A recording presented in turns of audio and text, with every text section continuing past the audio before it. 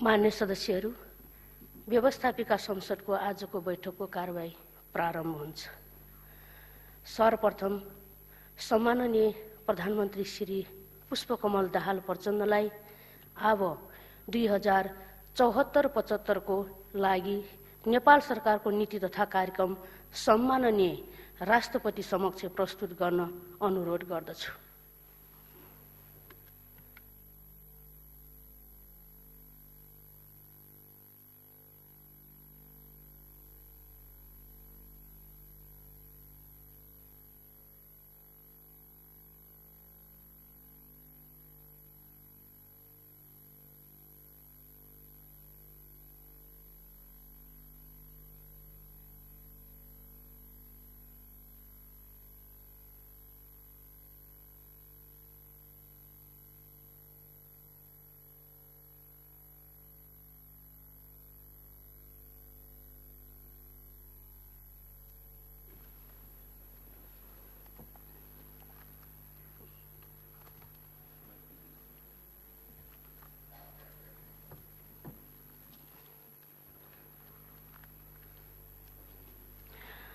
अब म सम्माननीय राष्ट्रपति महोदयलाई अब 2074-75 को लागि नेपाल सरकारको नीति तथा कार्यक्रम प्रस्तुत गरी सम्बोधनको लागि हार्दिक अनुरोध गर्दछु।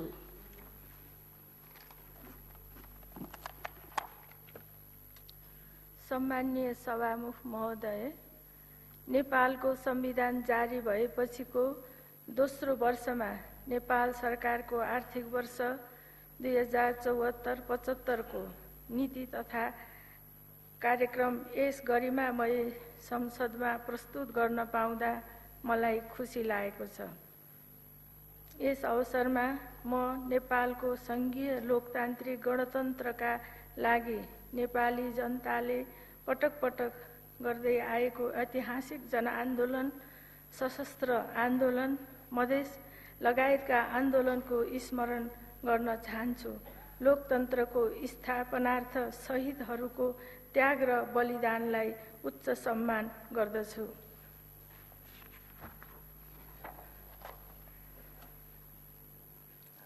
सात दशक लामो सङ्घर्षपछि संविधान सभाबाट नेपालको संविधान जारी भएसँगै लोकतान्त्रिक गणतन्त्रात्मक शासन व्यवस्था, बहुलवाद, सामाजिक न्याय सहितको समानुपातिक समावेशी प्रतिनिधिमूलक व्यवस्था, मौलिक अधिकार, नागरिक स्वतन्त्रता, धर्मनिरपेक्षता जस्ता महत्त्वपूर्ण उपलब्धिहरू संस्थागत भएका छन्।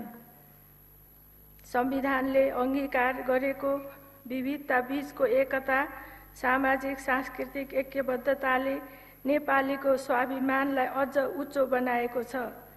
सबै प्रकारका भेदभावको अन्त्य गरी आर्थिक समृद्धि, समानता र सामाजिक न्याय सुनिश्चित गर्ने आधारशिला खडा भएको छ।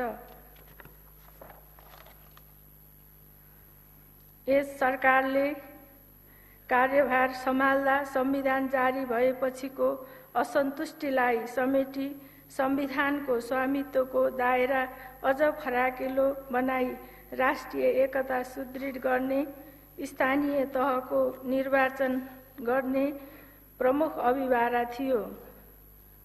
यस बीचमा असन्तुष्ट दलहरूसँग नियमित रूपमा सघन वार्ता गरी संसदमा रहेका प्रमुख दलहरूसँगको प्रत्यक्ष र अप्रत्यक्ष संवाद र सहकार्यबाट अधिकतम सहमति जुटाई संविधानमा संशोधन गर्ने उद्देश्यका साथ संशोधनको प्रस्ताव संसदमा दर्ता भइसकेको छ। सरकार सबै दलसँगको सहकार्यमा उक्त विचाराधीन प्रस्तावलाई निष्कर्षमा पुर्याउन कटिबद्ध छ।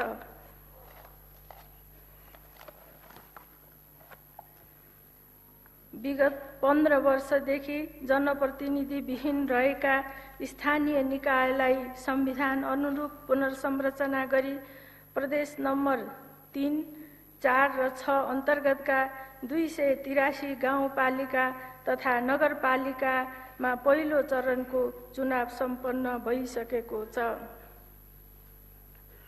स्वतन्त्र, पारदर्शी र निष्पक्ष ढङ्गबाट निर्वाचन सम्पन्न भएकोमा हामीलाई अत्यन्त खुसी लागेको छ।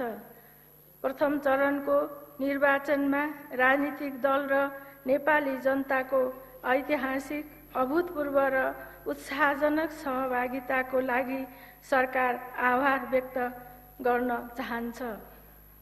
साथै निर्वाचन आयोगको व्यवस्थापन र मेहनत तथा अन्तर्राष्ट्रिय समुदायबाट प्राप्त सहयोग एवं सद्भावको सरकारले उच्च मूल्याङ्कन गरेको छ।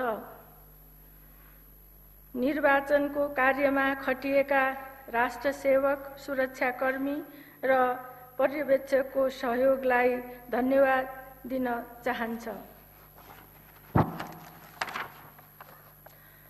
सरकार दोस्रो चरणको स्थानीय तहको निर्वाचन जेठ 31 गते भित्र सम्पन्न गर्न दृढ छ। प्रथम चरणको निर्वाचनमा जस्तै सबै पक्षको सहयोग दोस्रो चरणको निर्वाचनमा पनि हुने विश्वास सरकारले लिएको छ। यस निर्वाचनबाट लोकतन्त्रको आधारशिलाको रूपमा रहेको स्थानीय तहलाई अधिकार सम्पन्न बनाई सिंहदरबारको अधिकार गाउँ नगरमा हस्तान्तरण गर्न पाउँदा सरकारले गर्वको अनुभूति गरेको छ।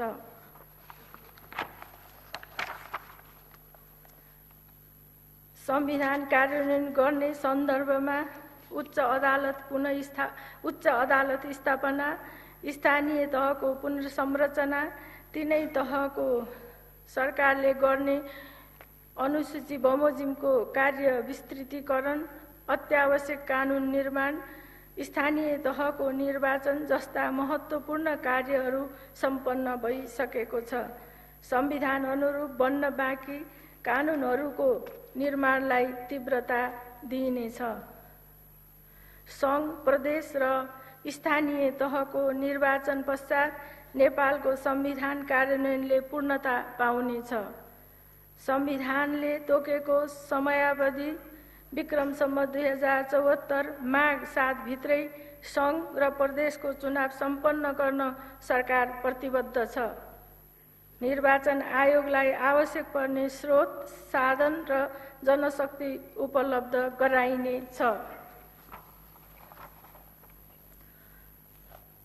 विस्तृत शान्ति सम्झौता अनुरूप शान्ति प्रक्रियाको बाँकी कार्यभार आगामी आर्थिक वर्षभित्र पूरा गर्ने व्यवस्था मिलाइनेछ। सत्य निरूपण तथा मेलमिलाप आयोग र बेपत्ता पारिएका व्यक्तिको छानबिन आयोगलाई स्रोत र साधन सम्पन्न बनाई प्रभावकारी बनाइनेछ। सभामुख महोदय, सरकारले प्रत्येक वर्षको बजेट जेठ 15 गते प्रस्तुत गर्नुपर्ने संवैधानिक व्यवस्था छ। यस वर्ष बजेटको नीति तथा कार्यक्रम प्रस्तुत गर्ने समयमा स्थानीय तहको दोस्रो चरणको निर्वाचन कार्यक्रमको मिति तय भई निर्वाचन आचार संहिता लागू भएको विशिष्ट अवस्था छ। उक्त विशिष्ट परिस्थितिलाई मध्यनजर गरी आगामी वर्षको नीति तथा कार्यक्रम तर्जुमा गर्दा सरकारले यस वर्ष कार्यान्वयन गरेका नीति र कार्यक्रमलाई आधार मानी निरन्तरता दिएको छ। बजेट तर्जुमामा पनि सोही अनुरूपको व्यवस्था गरिनेछ।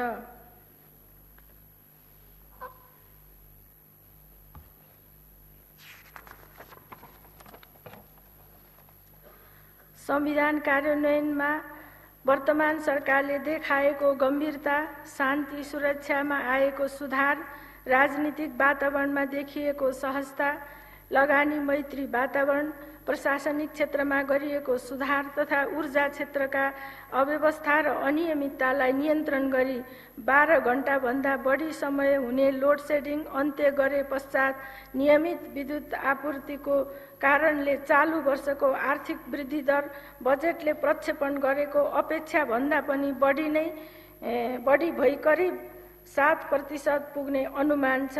यसलाई सरकारले गरेको कामको महत्त्वपूर्ण उपलब्धिको रूपमा हामीले लिएका छौं।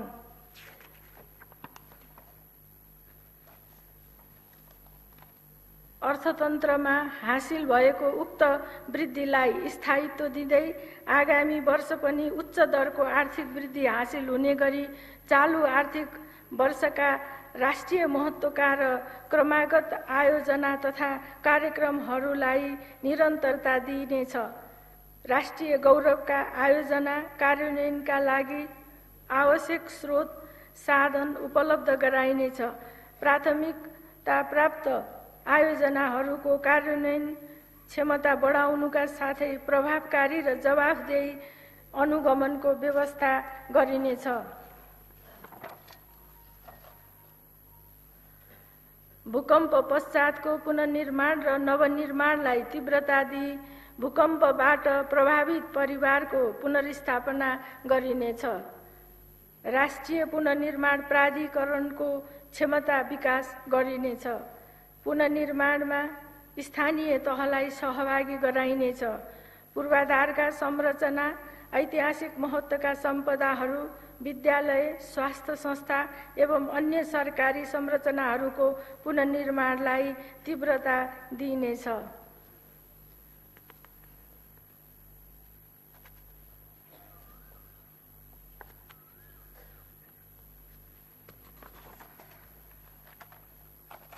समृद्ध नेपाल निर्माणका लागि सार्वजनिक, निजी र सहकारी क्षेत्रको भूमिकालाई अझ प्रभावकारी बनाइनेछ। राजस्व, कर एवं भन्सार प्रशासनमा गर्दै आएको सुधारलाई निरन्तरता दिइनेछ। बजेट विनियोजन गर्दा संविधानले निर्दिष्ट गरेको लक्ष्य हासिल गर्ने गरी कार्यक्रम तय गरिनेछ। बजेट विनियोजनको दक्षता र खर्च गर्ने क्षमता अभिवृद्धि गरिनेछ। पुँजी बजारको विस्तार गर्ने कार्यलाई निरन्तरता दिइनेछ। गैर बैंकिङ वित्तीय क्षेत्रमा रहेको पुँजीलाई पूर्वाधार विकासमा लगाइनेछ। सार्वजनिक संस्थानको लगानी नीतिमा आवश्यक पुनरावलोकन गरिनेछ। मूल्य वृद्धिलाई वाञ्छित सीमाभित्र राखी मूल्यमा स्थायित्व कायम गरिनेछ। सार्वजनिक खरिद प्रणालीलाई प्रतिस्पर्धी, पारदर्शी र गुणस्तरीय बनाउँदै लगिनेछ। प्रदेश तथा स्थानीय तहको खरिद प्रशासनको क्षमता बढाइनेछ। स्थानीय तहको पुनर्संरचना भई पहिलो चरणको निर्वाचन सम्पन्न भइसकेको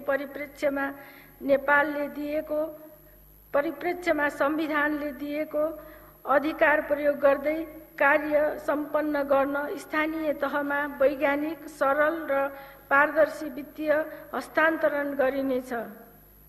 स्थानीय तहको वित्तीय व्यवस्थापन क्षमता र जवाफदेहिता बढाइनेछ। राजनीतिक नेतृत्व र कर्मचारीको क्षमता अभिवृद्धि गरिनेछ।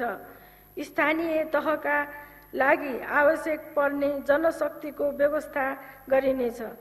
प्रदेशको निर्वाचन पश्चात प्रदेशको शासन सञ्चालनको लागि आवश्यक स्रोत साधन र जनशक्तिको व्यवस्था मिलाइनेछ।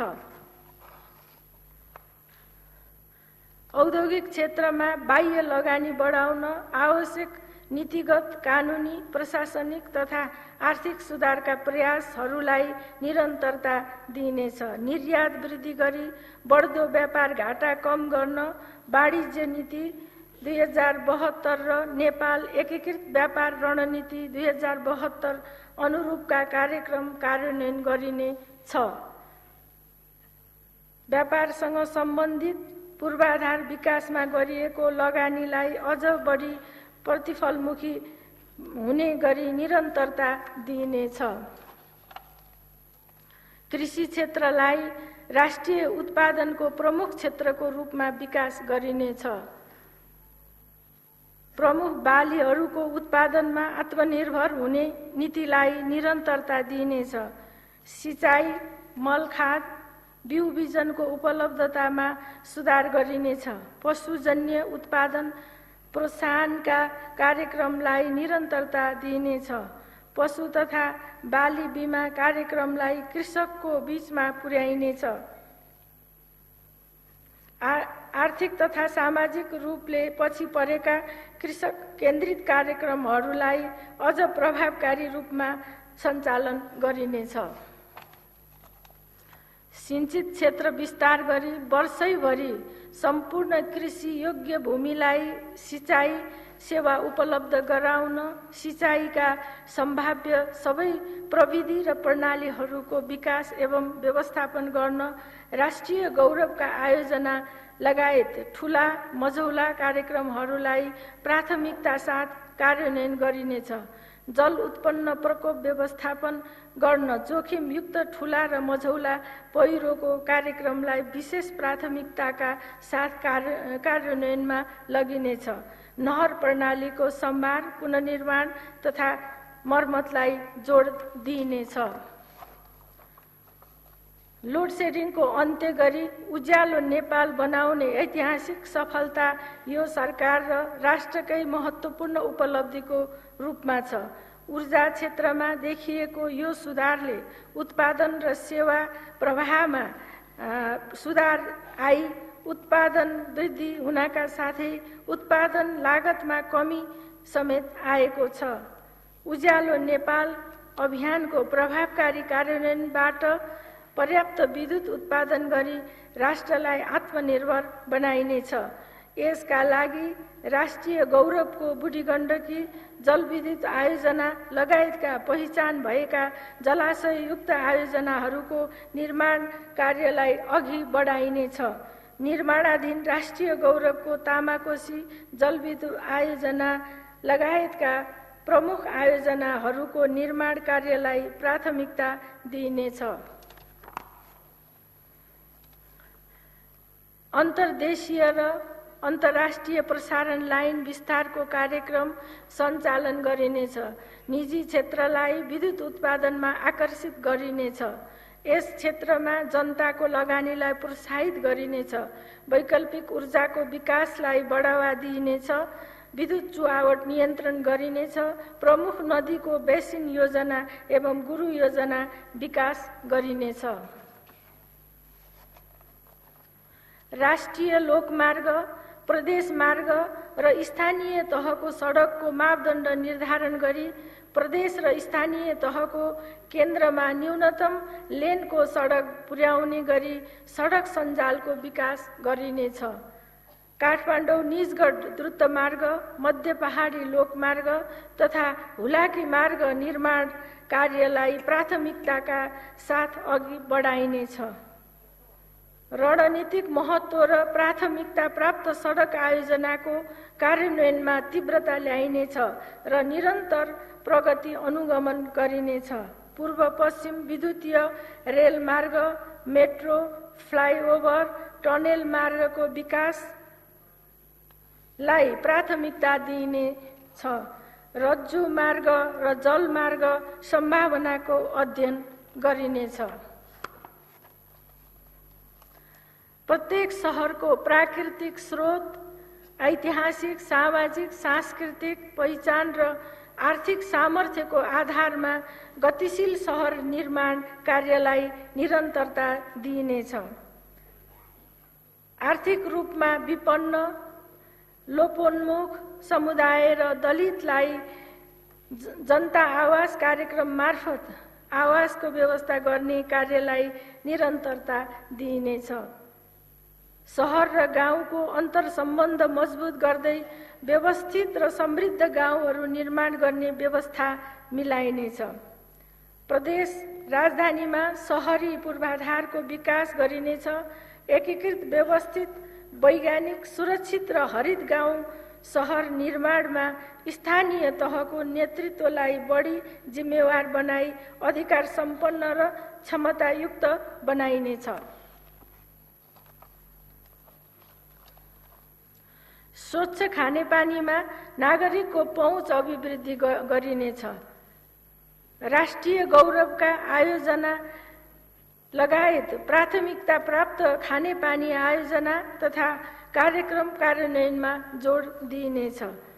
खानेपानीको उत्पादन तथा वितरणमा स्थानीय तहलाई जिम्मेवार बनाउँदै लगिनेछ। पर्यटन क्षेत्रलाई राष्ट्रिय अर्थतन्त्रको प्रमुख आधारको रूपमा विकास गरिनेछ। धार्मिक पर्यटनलाई बढावा दिइनेछ। लुम्बिनी, पशुपति, जनकपुर धाम लगायतका धार्मिक स्थलको विकासलाई निरन्तरता दिइनेछ। त्रिभुवन अन्तर्राष्ट्रिय विमानस्थल स्तरोन्नतिको कार्यलाई निरन्तरता दिइनेछ।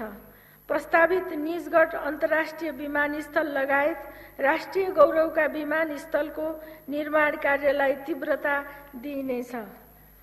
हवाई उड्डयन क्षेत्रलाई थप सुरक्षित बनाइनेछ। नयाँ हवाई रुटको पहिचान गरी द्विदेशीय सम्झौताहरू गरिनेछ। नेपालको कला, संस्कृति, भाषाको सम्वर्धन, संरक्षण र विकासमा अझ तीव्रता दिइनेछ। विशेष गरी लोपोन्मुख जाति, आदिवासी जनजातिको भाषा, संस्कृति र सम्पदाको संरक्षण एवं विकासलाई जोड दिइनेछ। वातावरण तथा जलवायु मैत्री पूर्वाधारको विकासमा जोड दिइनेछ। वन क्षेत्रको वैज्ञानिक एवं दिगो व्यवस्थापन गरी वनजन्य उत्पादनका आयात प्रतिस्थापन गरिनेछ। चुरे तराई मधेस संरक्षण तथा व्यवस्था गृहयोजना कार्यान्वयनमा ल्याइनेछ। आर्थिक रूपले महत्त्वपूर्ण वनस्पति तथा जडीबुटीको प्रशोधनमा निजी तथा सामुदायिक संस्थालाई सहभागी गराइनेछ। उत्पादनमूलक रोजगारीको अवसर सिर्जना गरी युवालाई रोजगार उपलब्ध गराइनेछ। उद्यमशीलता, स्वरोजगार र आय आर्जनमा केन्द्रित गर्न युवालाई छोटो र लामो अवधिको तालिम दिइनेछ। खेलकुद क्षेत्रको विकासका लागि विद्यमान नीतिको पुनरावलोकन गरिनेछ। सभामुख महोदय, शिक्षा र स्वास्थ्यमा भएको लगानीले स्वस्थ, शिक्षित र सभ्य नागरिक उत्पादनमा योगदान पुर्याएको छ। अहिलेसम्म प्राप्त उपलब्धिलाई संस्थागत गरी गुणस्तरीय शिक्षा र स्वास्थ्य सेवाको व्यवस्था मिलाइनेछ। आधारभूत तहसम्मको शिक्षा अनिवार्य र निःशुल्क हुनेछ भने माध्यमिक तहसम्मको शिक्षा अनिवार्य तथा निःशुल्क बनाइनेछ। माध्यमिक तहसम्मको शिक्षा स्थानीय तहलाई हस्तान्तरण गरिनेछ। लक्षित वर्गलाई शिक्षामा दिइआएको सुविधालाई थप व्यवस्थित गरी निरन्तरता दिइनेछ।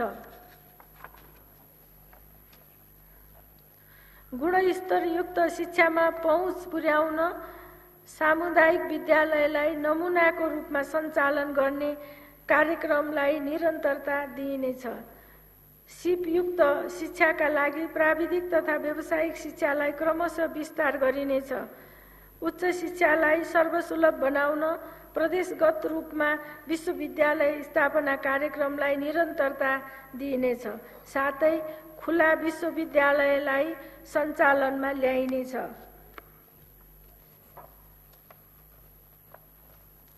स्वास्थ्यलाई मौलिक हकको रूपमा स्थापित गर्दै आधारभूत स्वास्थ्य सेवा निःशुल्क प्राप्त गर्ने व्यवस्था गरिनेछ। स्वास्थ्य क्षेत्रमा सञ्चालित कार्यक्रमलाई निरन्तरता दिई सोको प्रभावकारी कार्यान्वयन गरिनेछ। गुणस्तरीय स्वास्थ्य सेवामा सबैको पहुँच सुनिश्चित गरिनेछ। आधारभूत स्वास्थ्य सेवालाई स्थानीय तहमा हस्तान्तरण गरी सेवा प्रवाहलाई प्रभावकारी बनाइनेछ। लैङ्गिक समानता, महिला सशक्तिकरण, लैङ्गिक मूल प्रभावीकरण र महिला सहभागिता वृद्धि गर्ने नीतिलाई प्रोत्साहन गरिनेछ। सामाजिक सुरक्षा भत्तालाई निरन्तरता दिनुका साथै बृहत सामाजिक सुरक्षाका कार्यक्रम कार्यान्वयन गरिनेछ।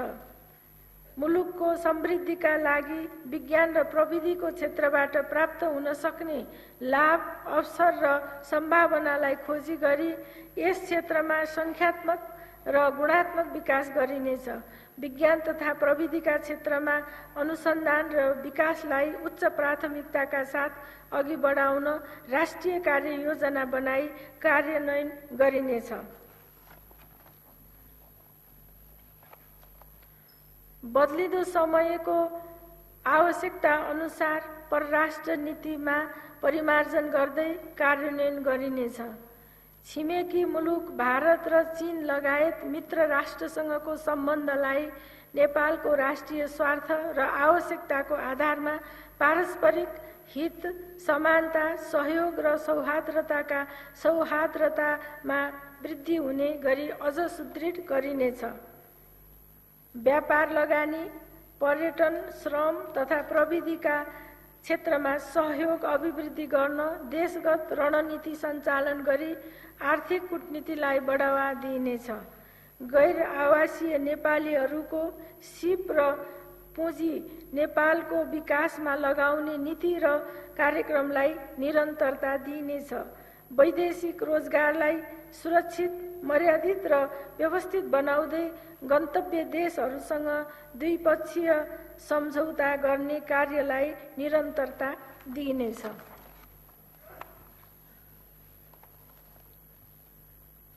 नेपालको समग्र राष्ट्रिय हित प्रवर्धनका लागि राष्ट्रिय सुरक्षा नीति कार्यान्वयन गरिनेछ।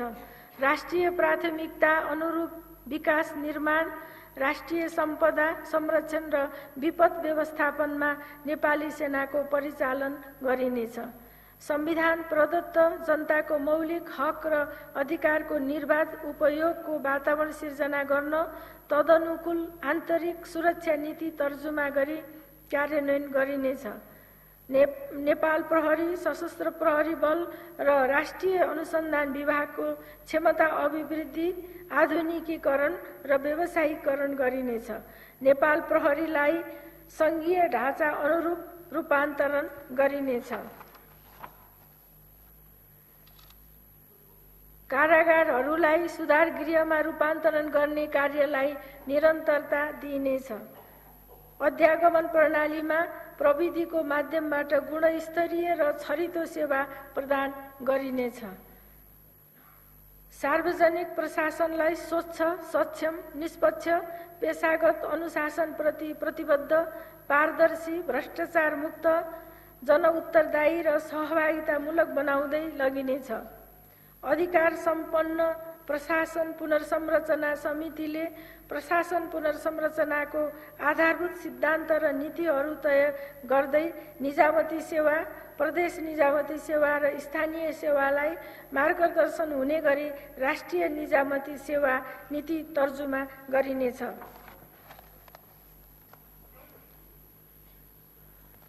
सङ्घ, प्रदेश र स्थानीय तहमा कर्मचारी समायोजनको विषयलाई उच्च प्राथमिकताका साथ कार्यान्वयन गरी संविधानले निर्धारित गरेको तहबाट सेवा प्रवाह गर्ने व्यवस्था मिलाइनेछ। समायोजन विधेयक पारित भई लागू नहुँदासम्म तत्काल स्थानीय तहमा कर्मचारी व्यवस्थापनको संक्रमणकालीन योजना तर्जुमा गरी स्थानीय तहमा कर्मचारी पठाइनेछ। भ्रष्टाचारजन्य क्रियाकलापप्रति शून्य सहनशीलताको अवधारणा मार्फत सुशासनमा टेवा पुर्याइनेछ।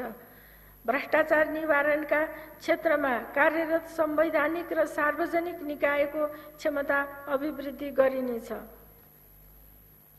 न्यायपालिकाको रणनीति कार्ययोजना प्राथमिकताका साथ कार्यान्वयन गरी न्याय सम्पादनलाई प्रभावकारी र विश्वसनीय बनाउने, सर्वोच्च अदालत लगायत न्यायिक निकायबाट भएका फैसला, निर्णय कार्यान्वयनलाई प्रभावकारी बनाउन आवश्यक कानुनी तथा संगठनात्मक सुदृढीकरण गरिनेछ।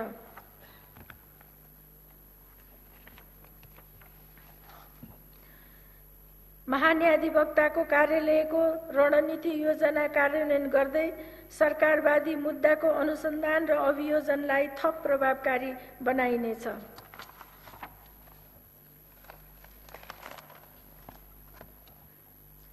मानव अधिकारको सम्मान एवं सम्वर्धन गर्दै मानव अधिकारको प्रत्याभूति गरिनेछ। नेपाल पक्ष भएका संयुक्त राष्ट्र संघीय मानव अधिकारसँग सम्बन्धित महासन्धिको कार्यान्वयन तथा पालनामा नेपालको कानुनी व्यवस्थाको आवश्यक पुनरावलोकन गरिनेछ। सभामुख महोदय, भर्खरै सम्पन्न स्थानीय तहको निर्वाचनले नेपालको संविधानले परिकल्पना गरेको 3 तहको सरकारको अवधारणा संस्थागत हुने निश्चित भएको छ। ठूला साना सबै दल मिली काम गरेमा फराकिलो आधारको राष्ट्रिय एकता अभिवृद्धि गर्न बल पुग्ने, हिमाल, पहाड र तराई मधेसबीच भावनात्मक सम्बन्ध प्रगाढ बन्ने र आर्थिक सामाजिक रूपान्तरणको काम सहज हुनेछ। नेपाली जनताको आर्थिक, सामाजिक र सांस्कृतिक रूपान्तरणमा नेपालको संविधानले निर्दिष्ट गरेको लक्ष्य हासिल गर्न सरकार प्रतिबद्ध छ। संघीय संसद र प्रदेश सभाको निर्वाचनपछि नेपालको संविधानले कार्यान्वयन चरणको पूर्णता पाउनेछ र संक्रमणकाल सकिनेछ।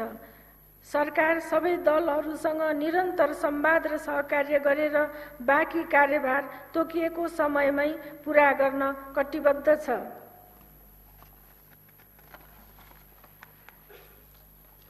अन्त्यमा नेपालको संविधान कार्यान्वयन, पुनर्निर्माण तथा नवनिर्माण र आर्थिक विकासका विविध पक्षमा महत्त्वपूर्ण सहयोग पुर्याउने सबै राजनीतिक दल, राष्ट्रसेवक कर्मचारीहरू, सुरक्षाकर्मी, निजी क्षेत्र, नागरिक समाज, सञ्चार जगत, गैर आवासीय नेपाली तथा सम्पूर्ण देशवासीहरूका साथै सबै मित्र राष्ट्रहरू, संयुक्त राष्ट्र सङ्घ, द्विपक्षीय तथा बहुपक्षीय अन्तर्राष्ट्रिय सङ्घ संस्थाहरूलाई हार्दिक धन्यवाद ज्ञापन गर्दछु। नेपाल र नेपालीको जय होस्। धन्यवाद।